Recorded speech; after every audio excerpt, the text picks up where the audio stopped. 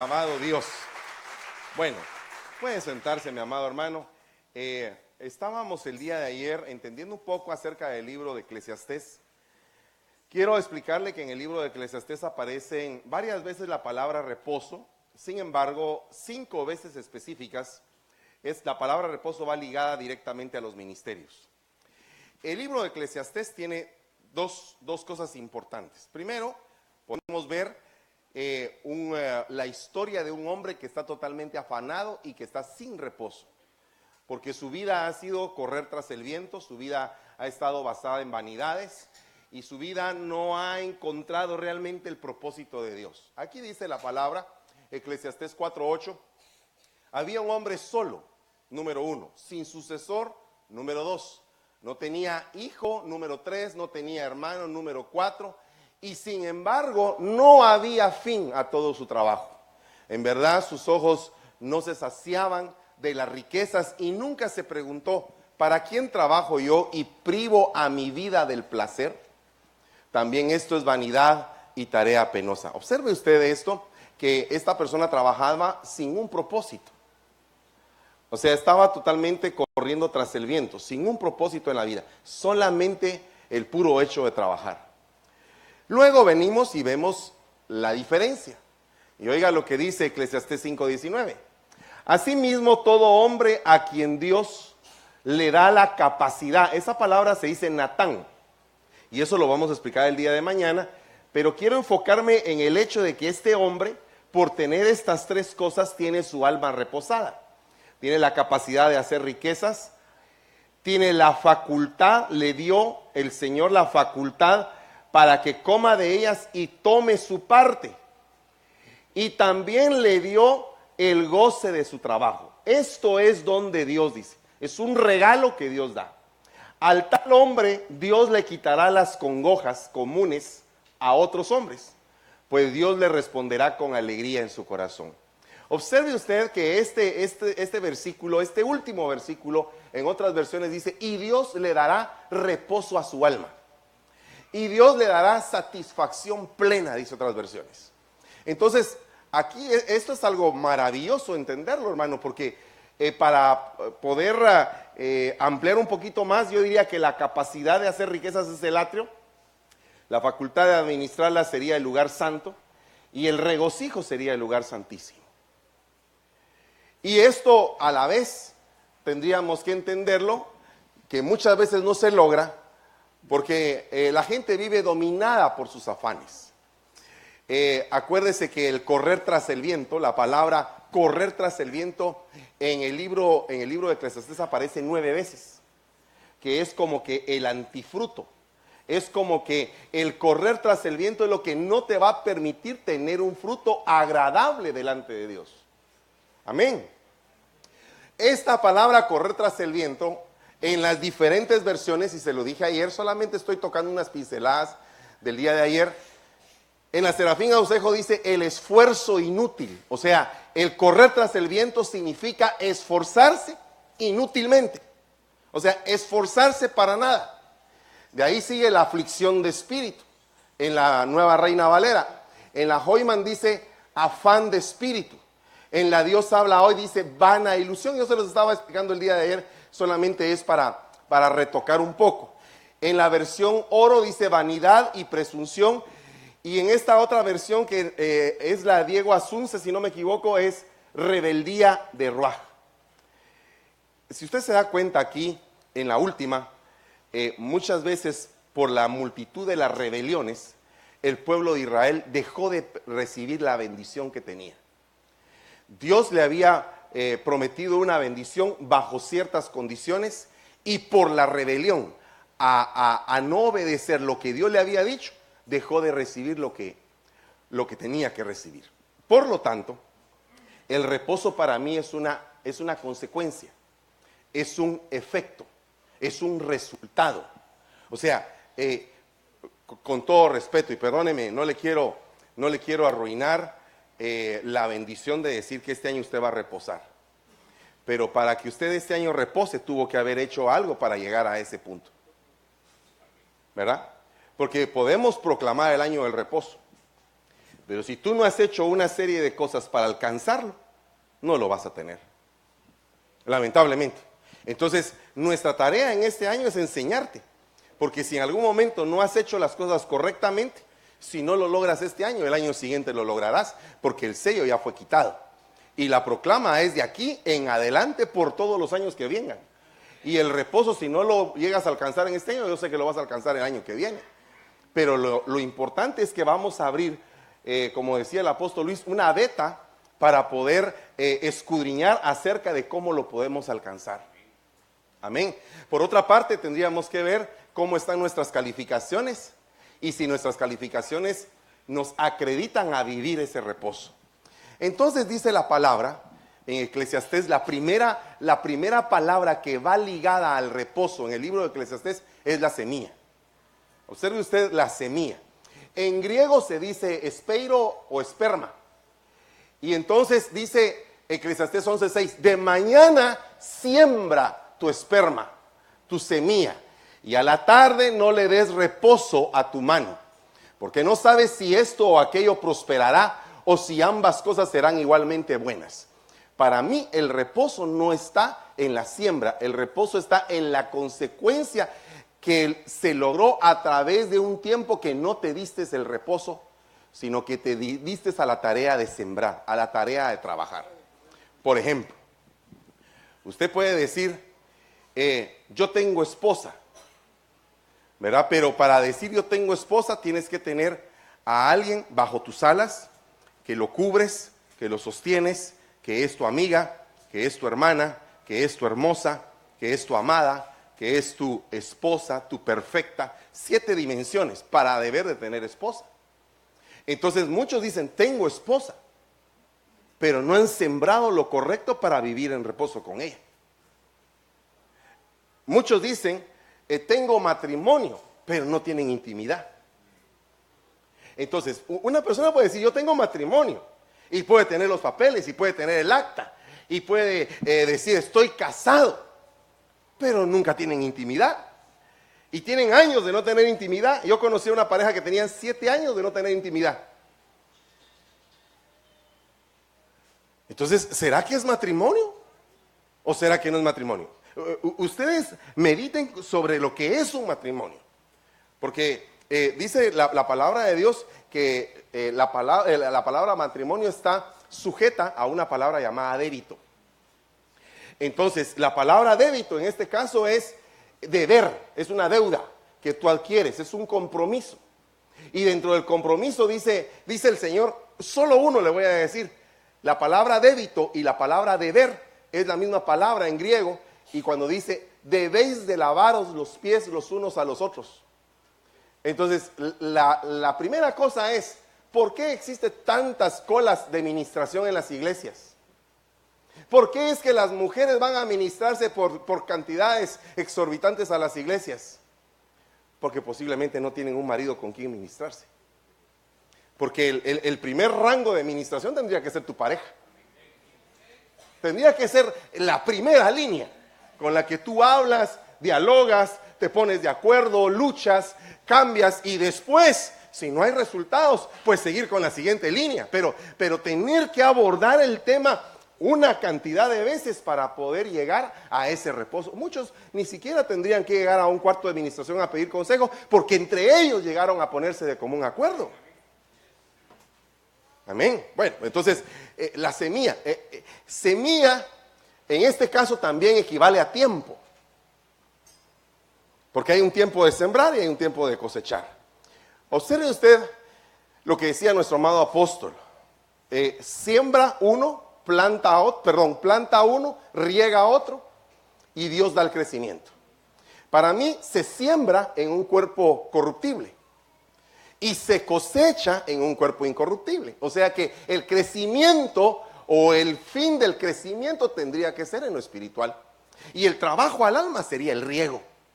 Regar y regar y regar. Habrían ahí bien puestas 3 dimensiones.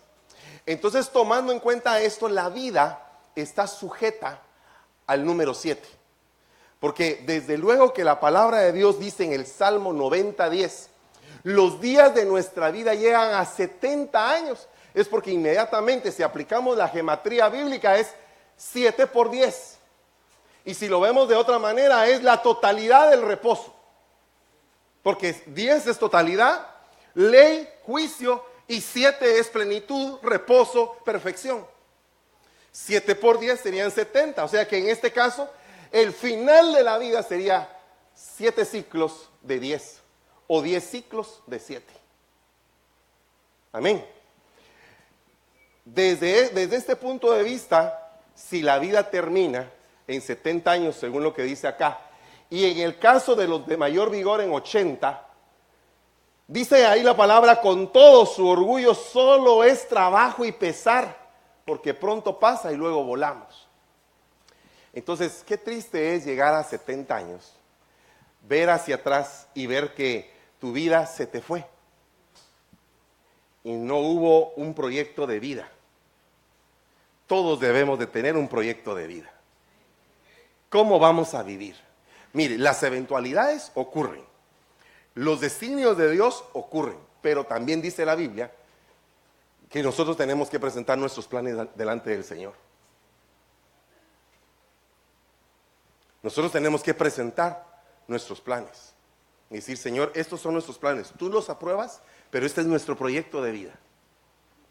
Nosotros teníamos un proyecto de vida allá en Guatemala, pero el Señor cambió el proyecto de vida. Yo nunca pensé en mi vida, ni me pasó por la mente que iba a venir a vivir aquí.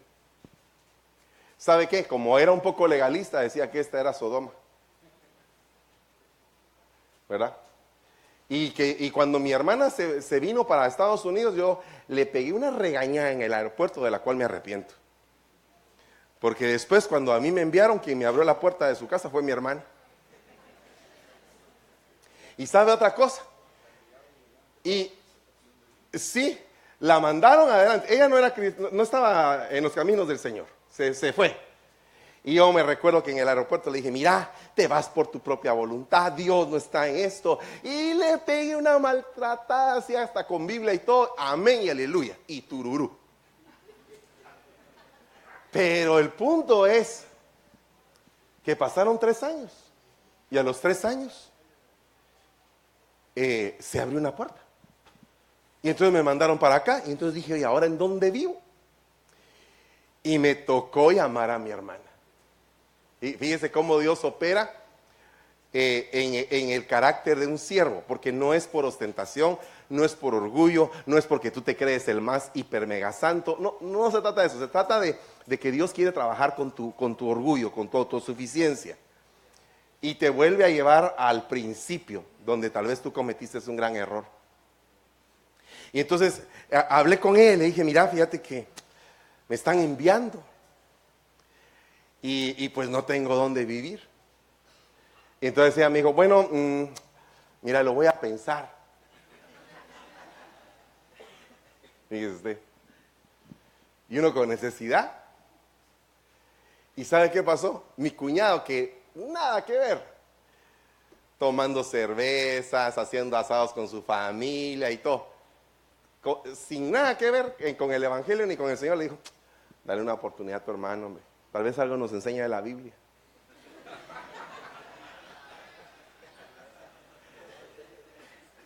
Entonces me dijo ella, dice mi esposo que sí, que te vengas.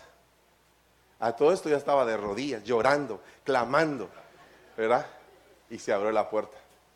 Entonces, en esos meses que yo estuve ahí con ella, a mí me tocaba pasar la aspiradora. Y decía, allá en Guatemala era gerente de una empresa de aquí, estoy pasando la aspiradora. Y mire, otra cosa que me pasó, me dijo, vas a tener que dormir con mi hijo porque no hay otra cama. Y ella tenía un crucifijo fluorescente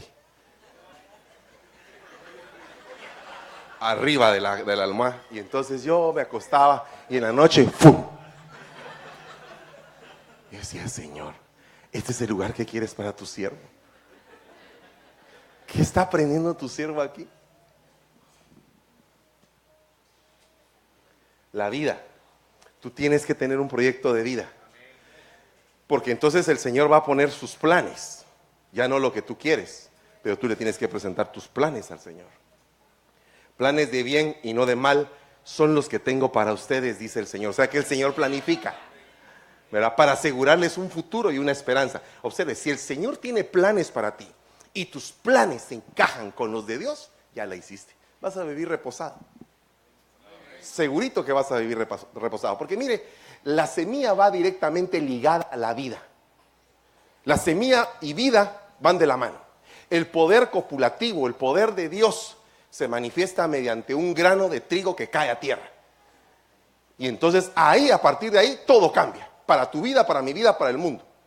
Pero hay algo interesante, porque fíjese que está tan ligado el número 7 a la vida que los ratones, para deber de nacer, tienen que pasar 21 días, que es 3 por 7. Luego, dice que la liebre tarda 28 días, 4 por 7. El gato tarda 56 días en nacer, 8 por 7. El perro tarda 63 días, 9 por 7. Perdone, no es que lo quiera inundar de información, solamente le estoy ilustrando el mensaje. El león tarda 98 días, que es 14 por 7. Pero observe la oveja. Observe la oveja que tiene un número clave. La oveja nace en 147 días, que es 21 por 7. Y 21 a su vez es 3 veces 7. Pero observe un poquito más. Mire, si usted ve, el 1 representa la unidad de Dios, el 4 es el equilibrio y el 7 es la perfección. Pero si suma usted 1 más 4 más 7, son 12, que significa gobierno. Amén. Ahí podemos ver cómo es que Dios es matemático, hermano. Cómo es que Dios tiene fijadas todas las cosas. La gallina tarda 21 días, el pato 42 días. Pero observe usted en el caso de nosotros. Tardamos 280 días. Y 280 días es 40 por 7, que significa las 7 pruebas del ser humano. O sea, tú tienes que ser probado para vivir en reposo. Cuando tú pasas después de una prueba, no sé si te ha pasado que después de una gran prueba, estás como que tranquilito, como que te quedó con la piel de bebé. Quedaste tranquilo, reposado, listo. Y tú dices, ¡hala, cómo me está yendo de bien ahorita! Y allá arriba te dicen, espérate, todavía viene otro examen. ¿Verdad? Ahorita estás en reposo. Siempre me ha gustado el Salmo 23, no sé a cuántos de ustedes les gusta. Y cómo es de lindo eso de que junto a verdes pastos Él me pastoreará y junto a aguas de reposo, ¿verdad? Pero oiga lo que dice después, aunque ande en valle de sombra y de muerte. Entonces, básicamente el Señor te estacionó junto a pastos y junto a aguas para después pasar el valle. Acuérdese que el Señor no siempre pastorea junto a verdes pastos, porque dice que el pueblo de Israel lo pastoreó 40 años en el desierto. Entonces, no siempre el Señor te va a pastorear en verdes pastos. Entonces, acá sucede algo. Un principio de semilla en el reino de los cielos. Si usted ve aquí en la tierra, si usted siembra una semilla en buena tierra, la semilla va a fructificar y va a dar un buen árbol. En el reino de los cielos, en el mundo espiritual en el que vivimos, se cambia la polaridad. No es la tierra la que va a definir, sino que es el grano el que va a definir. Porque el grano es Jesucristo. Entonces, observe usted lo que dice acá. En verdad os digo, que si el grano de trigo no cae en tierra y muere, queda él solo. Pero si muere, produce mucho fruto. Amén. Ahora, cada vez que tú mueres, y me estoy refiriendo no a la muerte física, sino que a la muerte a determinadas cosas, cada vez que tú mueres vas a experimentar fructificación. Y de hecho, la misma muerte se tendría que considerar como un reposo. Amén. Entonces, aquí cuando tú empiezas a entender que debes de morir a ciertas cosas, entra el poder del renuevo. El poder de la renovación, el poder copulativo. Me recuerdo que hace muchos años había una iglesia que no crecía mucho.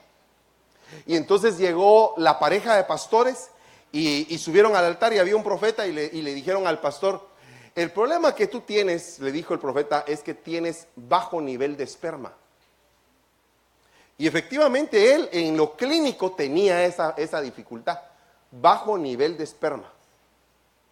Y entonces se manifestaba de alguna manera en la iglesia. No estoy diciendo que eso es a nivel general, estoy hablando de un caso particular. Estoy hablando de que este era el caso para ellos. Pero lo que estoy diciendo es que de alguna manera nos enseñó a todos a entender un poco lo que estaba sucediendo. Ahora, por ejemplo, la iglesia, el fundamento de la iglesia, aparte del Señor Jesucristo, son las familias que la componen. Una iglesia bien fuerte es una iglesia llena de familias. Pero las familias tienen que tener una matrix, tienen que tener un ejemplo a seguir, algo que ver, ¿verdad? Entonces tienen que ver una familia. Y mire, yo llegué a Ebenezer y yo estoy en Ebenezer, he visto la familia, he visto a mi pastor en mi vida funcionando en las 5 dimensiones. Lo conozco como maestro, lo conozco como evangelista, lo conozco como profeta, lo conozco como apóstol, lo conozco como pastor, y en las 5 dimensiones Él me ha ministrado. No estoy diciendo que tenga los 5 ministerios, estoy diciendo que en las 5 unciones Él me ha ministrado. Entonces hay un modelo familiar, hay una familia. Entonces dice, pero el modelo familiar no significa que la familia del pastor sea extraordinariamente perfecta. Estoy diciendo que la familia del pastor tiene un secreto, y ese secreto lo quiero yo, que a pesar de las pruebas están bien unidos, se aman porque Cristo está en medio de ellos. Amén.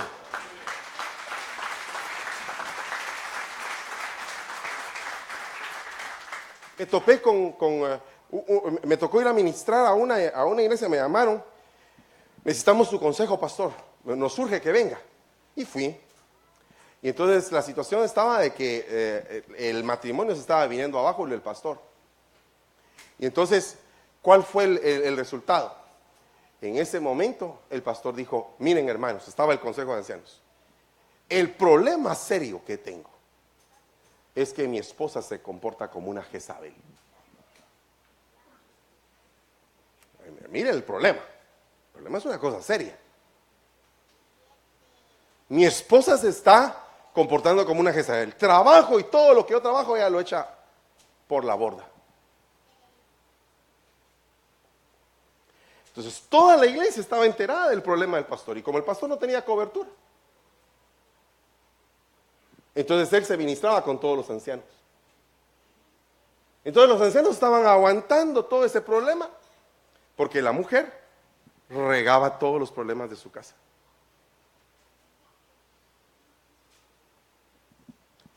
Silencio absoluto. Pero ¿sabe qué? Yo entiendo que ese silencio es porque estamos meditando en el problema. Es una situación bien delicada, ¿no? Nosotros tenemos que entender que el Señor puede renovar todas las cosas. Entonces la semilla que el Señor nos ha entregado es una semilla que puede cambiar cualquier circunstancia. Así sea la circunstancia más dura, la semilla de Dios te puede conducir al reposo. ¿A qué me refiero con esto? Si ya no hay hogar, ya no hay amor en el hogar, la semilla de Dios puede regenerar el amor.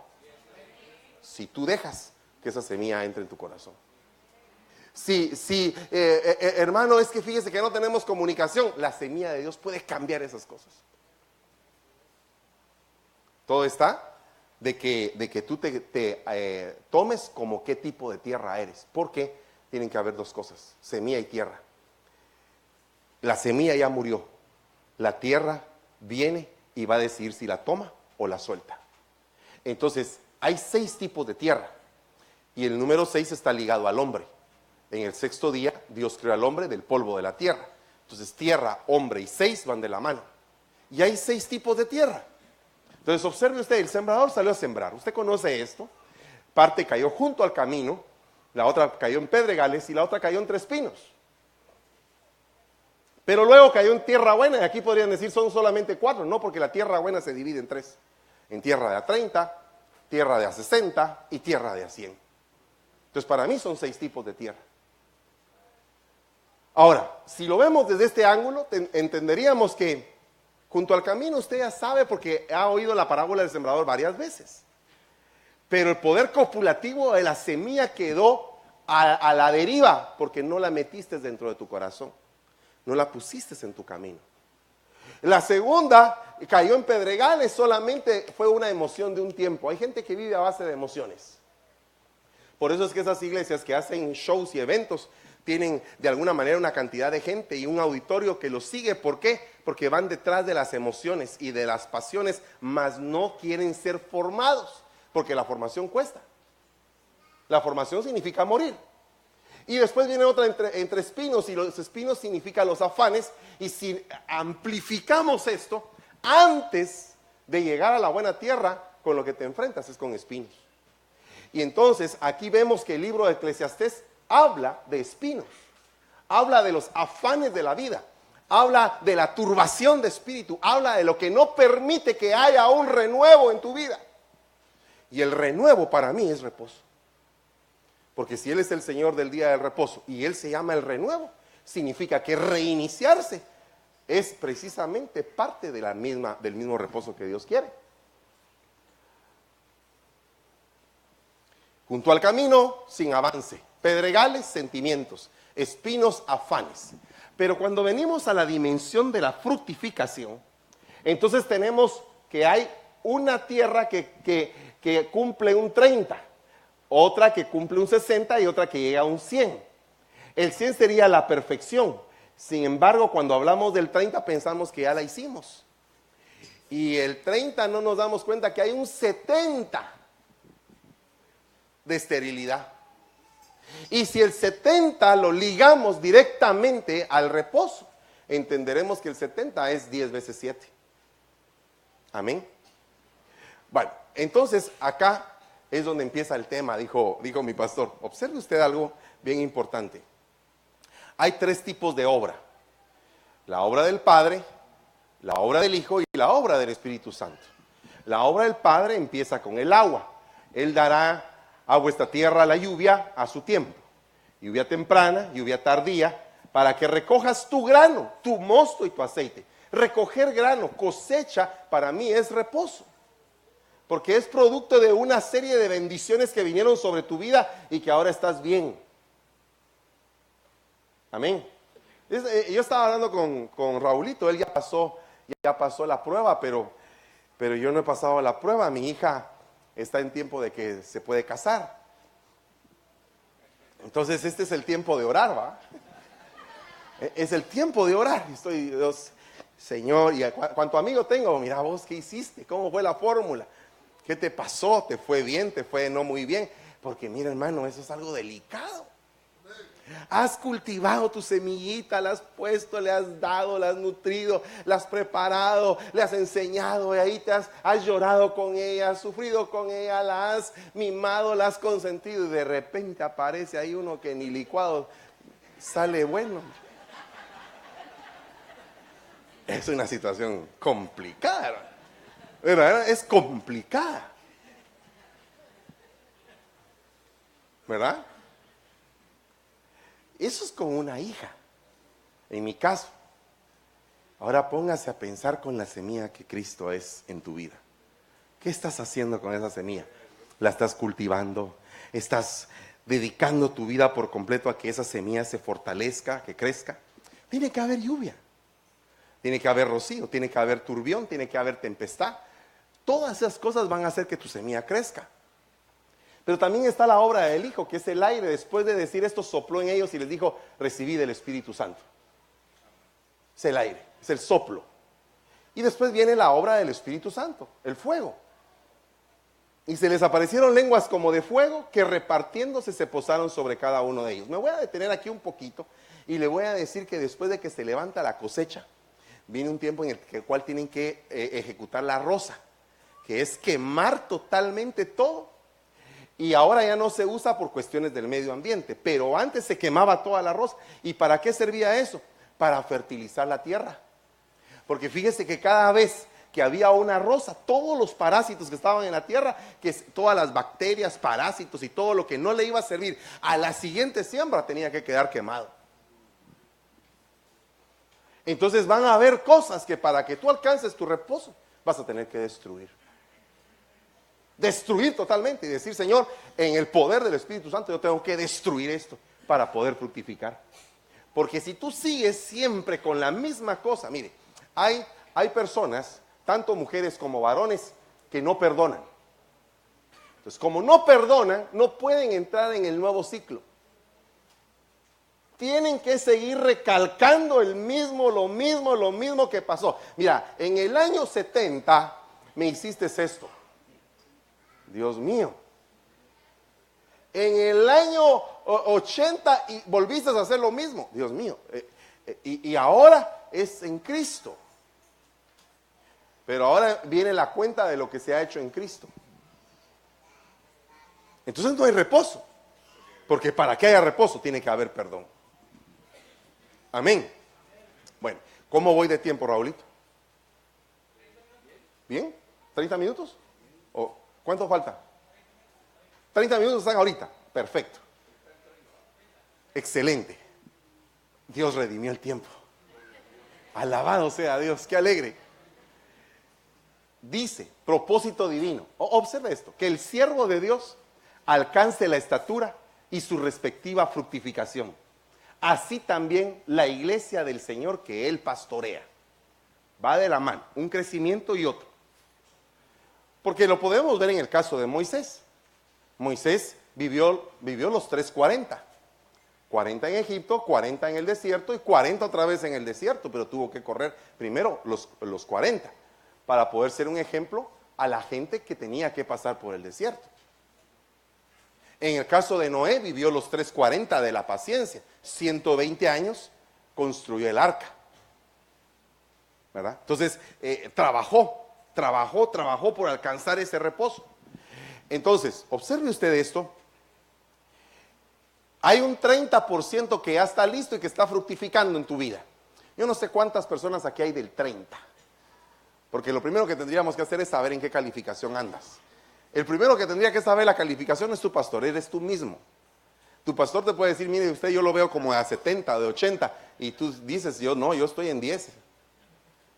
¿Verdad? Entonces, el primero que tiene que saber su calificación eres tú. Pero lógicamente, muchas veces lo que nos hace falta es un juicio, un autojuicio. Y ese autojuicio es lo que no nos permite tener un verdadero arrepentimiento, y de saber exactamente con calidad lo que nosotros no estamos haciendo bien y lo que no nos lleva a alcanzar eso. Mira, si esta mañana la palabra está doliendo, tienes que autojuzgarte y decir, Señor, yo estoy mal. Porque mire, existen dos cosas. Existe aquel que dice, el pastor me está tirando. Y es cierto. Amén, es cierto. Denle un aplauso fuerte al Rey de la Gloria.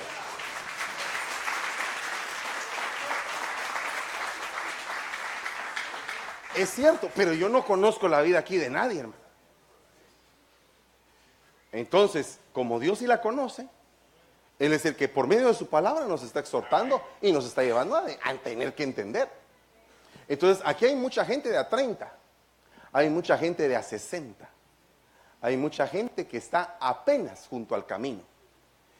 Y hay gente que está en pedregales y en espinos. Hay gente que está afanada totalmente, que no ha llegado a su nivel de fructificación. Y puede ser que sean diáconos, puede ser que sean ancianos, o incluso podrían ser pastores.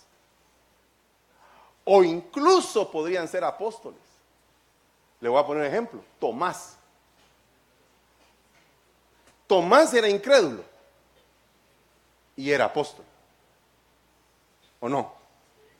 Entonces, cuando se trata de fructificar delante de Dios, todos, absolutamente todos, tenemos que tener un autojuicio y saber cómo somos. Amén. Entonces, eso va a permitir que la palabra entre más fácilmente y hacernos entender que tenemos necesidad, que no somos la gran cosa y que tenemos que forzosamente entender el propósito de la humillación en nuestra vida. Bueno fue en gran manera haber sido humillado.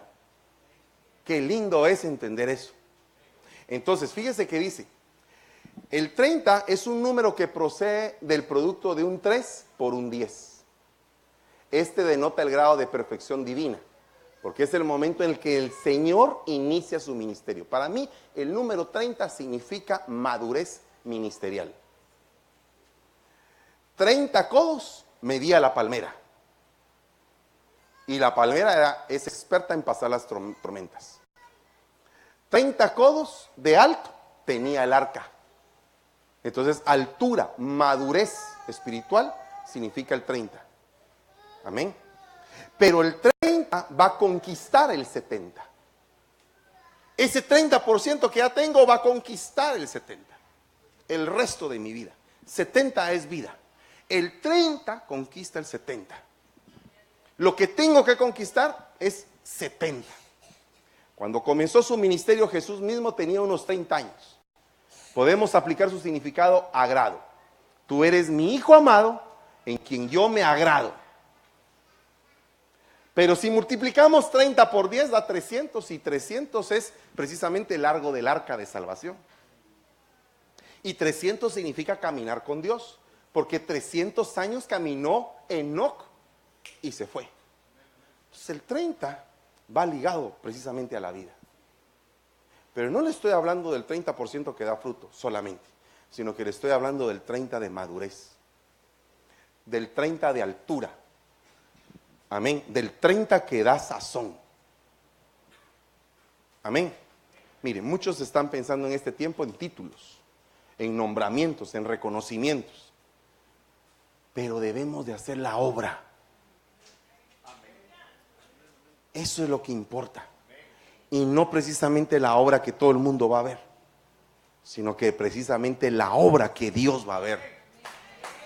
Amén. Alabado sea el Señor. Entonces, ¿cuántos se deciden a conquistar ese 70% que está estéril? Mire pues, el 70 en la Biblia representa varias cosas. Y esas cosas te van a conducir a un reposo. Observe aquí algunas cosas. Mire pues, primero, en Génesis 10, del 1 al 32, Sem, Can y Jafet y 70 personas, descendientes de ellos, empiezan a poblar la tierra. Entonces, para mí 70 es reinicio, es iniciar algo. El poder para empezar algo. Yo no sé qué tanto poder tienes el día de hoy para decir, voy a empezar de nuevo. Me voy a levantar, me voy a sacudir y voy a empezar de nuevo. Yo veo un apóstol Pablo que lo apedrean, lo hacen pedazos y ahí tirado, sangrando, hematomizado, decide levantarse, sacudirse y seguir adelante. Entonces yo no sé qué tanto poder tú tienes de parte de Dios para poderte levantar de nuevo de la caída que te metiste. No sé cuántos están dispuestos a rehacer las cosas que destruyeron con sus mismas manos. Y decirle al Señor, Señor, yo quiero empezar de nuevo. Perdóneme lo humano que voy a hablar en este momento.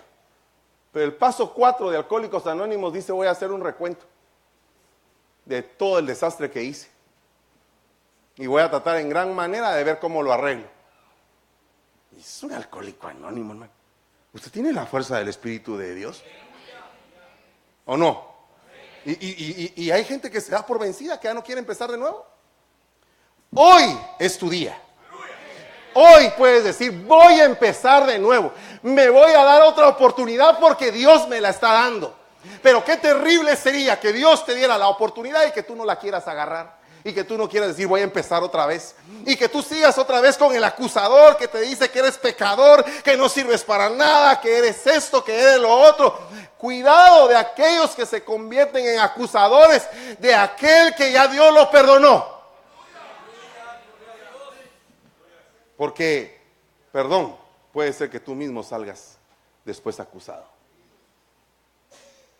Otra cosa importante que habla el 70 está en Génesis 46, 27. Dice, y los hijos de José que le nacieron en Egipto eran 2.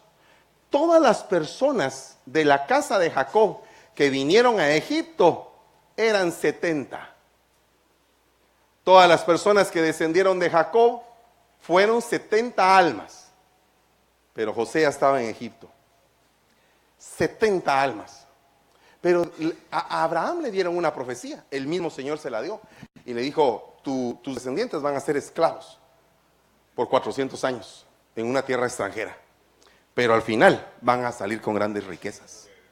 Amén. Y yo les voy a resarcir por todos los años que ellos fueron esclavos. Entonces, básicamente para mí, Egipto es el lugar de entrenamiento de Israel. Es el lugar donde tuvo que entender que era una carga, que era un capataz, que era un azote, que era el lodo, que era estar privado de su vida, que era que su vida le perteneciera a otro, que era tener propietario. Todo eso aprendió el pueblo de Israel en Egipto. Entonces, yo te quiero preguntar algo. ¿Tú estás dispuesto a permanecer en el lugar de Dios o has pretendido en algún momento regresar a Egipto? Porque cada vez que nuestra alma como que se dispone a vivir el pasado, empiezan los tunazos, hermano. Empieza todo un problema. Y entonces tú dices, Señor, mi vieja naturaleza me atrae y lo único que estoy haciendo es que cuando cedo para el lado que no me corresponde, empiezo a vivir la vanidad y empiezan el montón de pruebas. Si tú estás en pruebas ahorita, serias, pregúntate si no estás en Egipto. Porque no es el lugar para ti. Tu lugar es salir de Egipto de la mentalidad de esclavo y entender la mentalidad de libre para luego entrar a la mentalidad de conquistador en Canaán. Pero muchos se quedan ahí tirados. Tú estás siendo aquí entrenado para poseer la tierra. Este año es un año en el cual todo lo que tu pastor te ha dado te lo van a demandar. De palabra para conquistar la tierra donde Dios los va a llevar. Este año, el otro año cuando sea el otro retiro, ya no nos vamos a ver la cara aquí. Amén. Nos vamos a ver la cara en otro lado. Nos vamos a ver la cara en el lugar de la promesa, en el lugar de la bendición, en tu casa de reposo, en tu lugar de la victoria, en el lugar donde todas las lágrimas que derramaste para sembrar se van a ver fructificadas, bendecidas, llenas. Tiene que haber reproducción. Fíjese que dice Deuteronomio 10:22, cuando tus padres descendieron a Egipto eran 70 personas y ahora el Señor tu Dios te ha hecho tan numeroso como las estrellas del cielo. ¡Ja! Imagínese usted la reproducción cómo se va a dar en base a 70 personas. Yo quisiera preguntarles a ustedes, ¿quiénes son los 70 de Raúl? ¿Quiénes son los 70 que dicen, yo voy a estar aquí? Yo me voy a apuntar. ¿Quién es la primera línea? Van a conquistar tierra. ¿Quiénes se apuntan a hacer las paredes del nuevo lugar? ¿Quiénes son constructores? ¿Quiénes son pintores? ¿Quiénes están decidiendo el día de hoy entregar todo lo que ellos saben, todo lo que Dios les ha dado para la obra del Señor? Y, con todo respeto, yo no les estoy pidiendo ofrenda. Les estoy pidiendo sus corazones. ¿Verdad? Sus corazones. La reina Esther no tenía el oro del rey, tenía el corazón del rey. Amén. Veamos. 70 es la clave. 70 es el reposo. Observe usted esto. Ordenamiento. Éxodo 24:9. Y subió Moisés con Aarón, Nadab y Abiú y 70 de los ancianos de Israel. 70 ancianos. Entonces la madurez de una iglesia. 70 ancianos. Usted vaya a Benecer y va a ver que el diácono predica y enseña. El servidor, el que está en la puerta, predica y enseña. Cuando uno va a Benecer allá en la zona 5, uno se siente como la reina de Saba. El que te atiende te tira unos cuantos riflazos ahí de palabra. La gloria de la palabra. Usted sabe que acá en Dallas, Jericín, hay gloria de palabra. No palabra aprendida, palabra vivida. Congregación, Números 11:24. Reunió después 70 hombres de los ancianos del pueblo y los colocó alrededor de la tienda. Congregación. La capacidad de congregar, de jalar a la gente hacia un punto, no hacia mí mismo. ¿Sabe cuál es el problema de los divisores, de los detractores? Que jalan gente para sí mismos.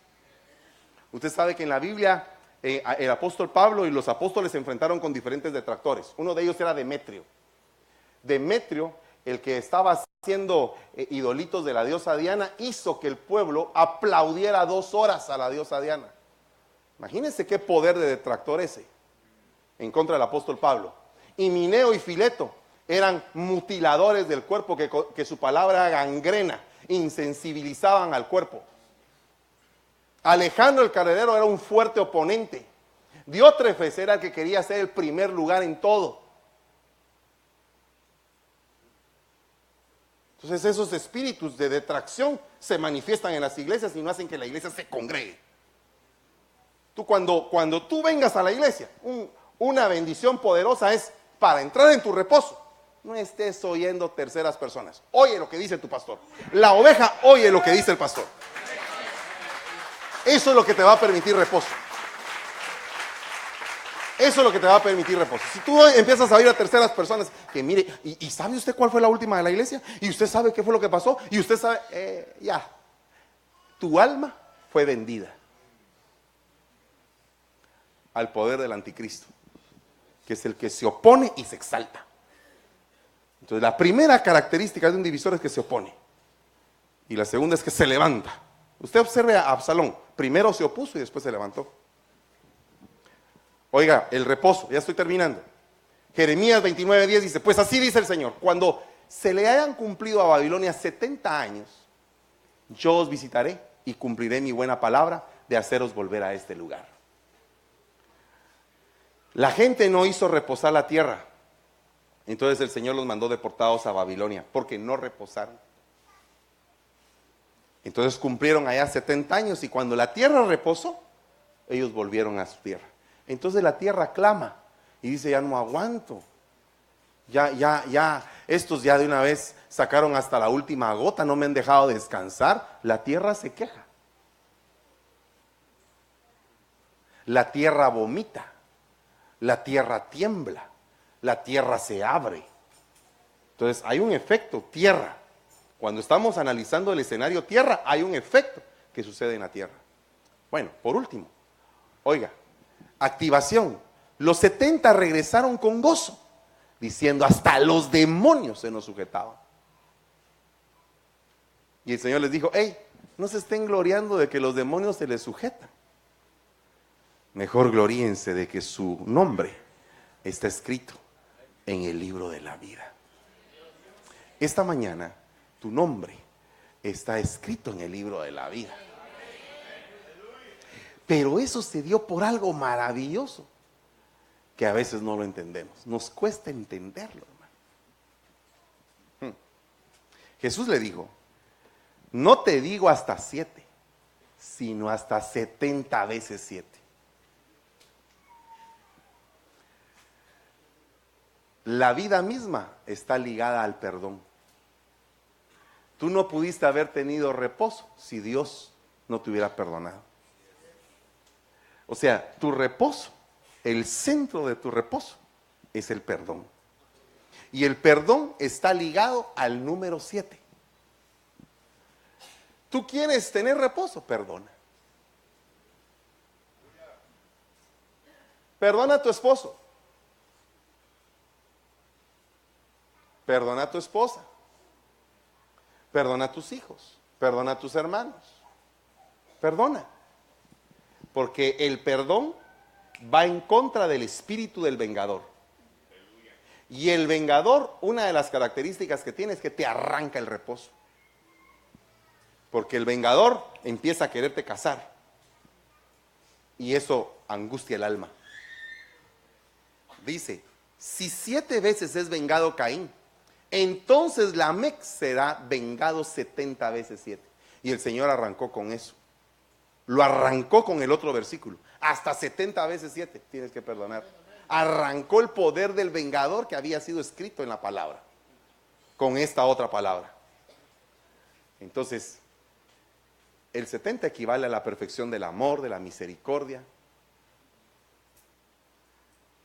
Yo te pregunto, ¿quieres perdonar hoy? ¿Quieres vivir en reposo? Este es el lugar. Este es el lugar. ¿Quieres entender el poder de la semilla en tu vida? Que tu semilla no sea en afanes, que no estés sembrando en lo que no funciona. No, siembra en el Señor. Y que el Señor siembra en ti. Cuando dice que Dios te da la capacidad, esa palabra dar se dice Natán. Es dar. El Señor te concede, te da, te entrega, te habilita, te potencializa, te lleva a otro nivel, te da. Y ahora tú, ¿qué vas a hacer? Tienes que dar. Tienes que dar. Y no solamente esto va ligado a la ofrenda y al diezmo. No. Va no solamente ligado a eso, va ligado a todas las áreas de tu vida. Tú tienes que dar. Si tú quieres reiniciarte, tienes que perdonar. Amén. Pongámonos de pie en el nombre de Jesús. Deseo con todo mi corazón ministrarles. Y si usted quiere ser ministrado en esta mañana, venga al frente. Y le vamos a pedir al Señor juntos que su misericordia acampe alrededor de nosotros. Acérquese, véngase para acá, acérquense, mis amados hermanos. Acérquense al altar del Señor con toda confianza. Dice, acérquense al trono de la gracia y de la misericordia.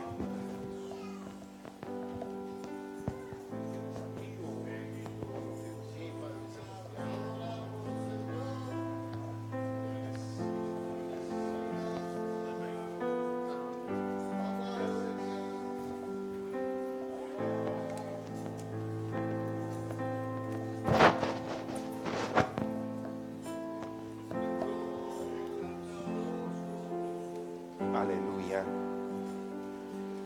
Acérquese. ¿Hay alguien en esta mañana que quiera reconciliar con el Señor? Puede levantar su mano derecha en donde esté. Si hay alguien que quiere reconciliarse con el Señor, y si hay alguien que hoy quiere recibir al Señor Jesucristo como su Señor y Salvador, levante su manita y aquí estoy. Hoy se marca un inicio, un entrenamiento, un ordenamiento. Esta mañana Dios está estableciendo una nueva activación en tu vida. Y esa activación va a ser a través del perdón. A través de poder olvidar el pasado y empezar de nuevo. Tenemos que suplicarle al Señor que Él nos dé esa capacidad de perdonar. Y que no sea producto de nuestra alma, producto de solo un hablar, sino que sea algo verdaderamente espiritual. Verdaderamente espiritual. Algo que venga de lo profundo de nuestro corazón y nos lleve a otro nivel. Que nos lleve a un nivel de entendimiento, pero también, principalmente, a un nivel espiritual de reposo. Que habitemos confiadamente, que le pidamos al Señor con todo nuestro corazón que pueda venir un reinicio de todas las cosas. El Señor es mi pastor y nada me va a faltar, nada. El Señor es tu pastor, nada te va a faltar. El Señor es la fortaleza de mi vida. ¿De quién voy a tener temor? El Señor es aquel que levanta mi rostro. El Señor es mi escudo y es mi gloria. Oiga, muchos adversarios se pueden levantar, pero que aunque un ejército acampe en contra de mí, no temeré. Aunque contra mí se levante en guerra, no temeré, porque estaré reposado, estaré viviendo la dimensión en la cual entiendo que las alas del Señor me cubren y me bendicen en todo tiempo. Sea bendecida tu mesa, Sea bendecida tu tienda. Sean bendecidas tus manos en todo lo que hagan. Seas bendito al salir y seas bendito al entrar. Sean benditos tus graneros y sea bendito tu ganado. Que siempre estés a la cabeza y no estés a la cola. Que tomes posesión de lo que te pertenece, de lo que el Señor tu Dios ha puesto en tus manos. Y vengo bendiciendo a esta congregación, Padre. Vengo declarando que viene un tiempo de prosperidad. Viene un tiempo en el cual las aflicciones se van a terminar. Van a ser aniquiladas por el poder de tu palabra. Viene un tiempo en el cual es la conclusión de una siembra que se ha hecho con trabajo. Viene un tiempo de bendición sobre tu vida. Declara bendición sobre tu vida.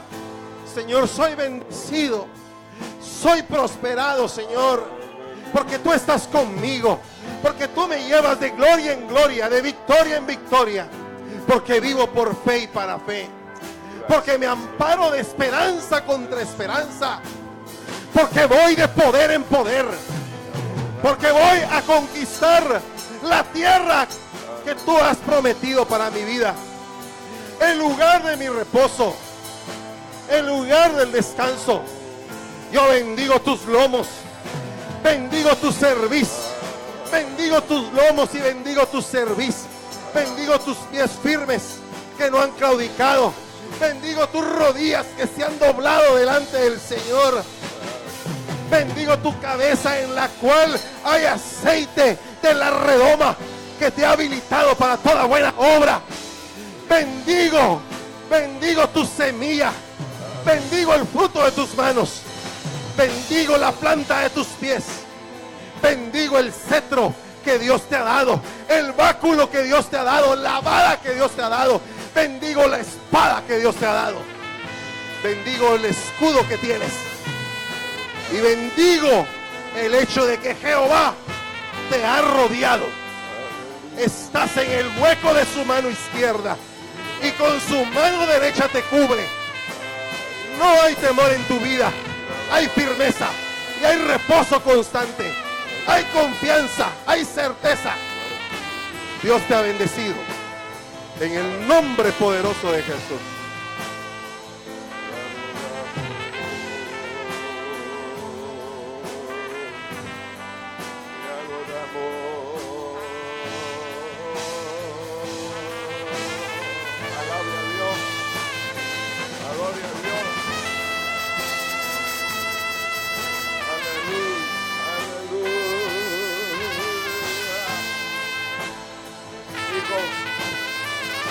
Abran sus bocas, adoremos a Dios.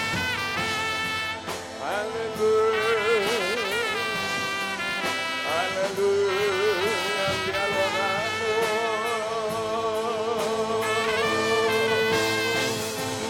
Te alabamos. Te bendecimos, Señor Jesús.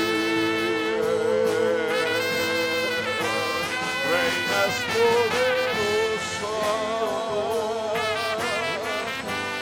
reinas victorioso.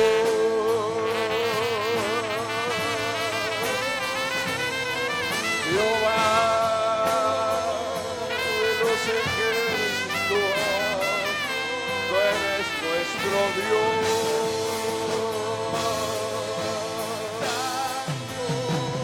Señor, te bendecimos, te adoramos, te honramos. Obra, Señor, obra, Dios, cumple tu palabra, que se haga tu voluntad en mi vida,